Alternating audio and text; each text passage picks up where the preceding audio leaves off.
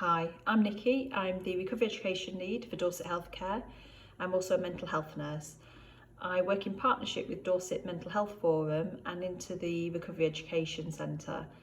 We're currently recording a number of short bite-sized clips, and this one is about STOPP. STOPP is a really useful technique, particularly if we're struggling to make sense of things really, I guess, and struggling to make sense of our thoughts, our emotions. We may be feeling overwhelmed, worried, anxious, distressed, fearful, or experiencing intrusive or negative thoughts.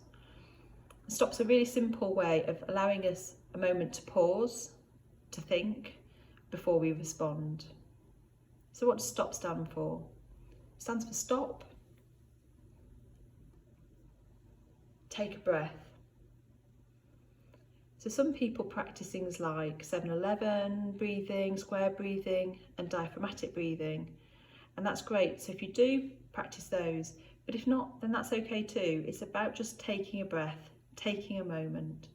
So stop and take a breath. The O stands for observe. What are we thinking? What's going through our minds? And where is our attention at this moment? What is it that we're reacting to? And observe any physical kind of sensations that you're experiencing as well. Sometimes people might experience fight or flight, that urge to leave, to run, to hide. So just to observe and to notice how you're feeling. The first P stands for pull back. So it's about pulling back and putting in some perspective, or allowing some perspective in. Are there different ways of thinking? So what's the bigger picture?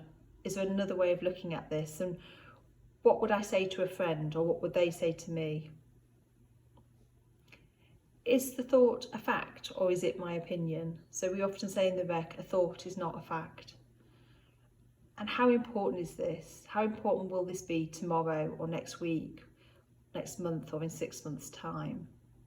So it's just allowing ourselves a little bit of time to pull back and allow us to think differently.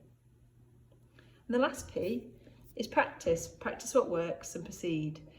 So do what works for you. You know yourself best. So what's the most helpful thing for you and others in the situation? Draw on your strengths, your resources, your friends and family. What works for you? And practice what works. So stop. Take a breath. Observe. Pull back. And practice what works. As with all these little coping skills, they're best used little and often, so practice. We know the rec students often say that they like this one, that it's simple, it's easy to remember, it's something that a number of us use ourselves. Sometimes we might take longer in each of the sections, sometimes we might repeat, and that's okay. It's about practicing and making it work for us. There's a little worksheet that goes alongside this, and there's also other coping skills, clips and worksheets, so please take a look. Thank you.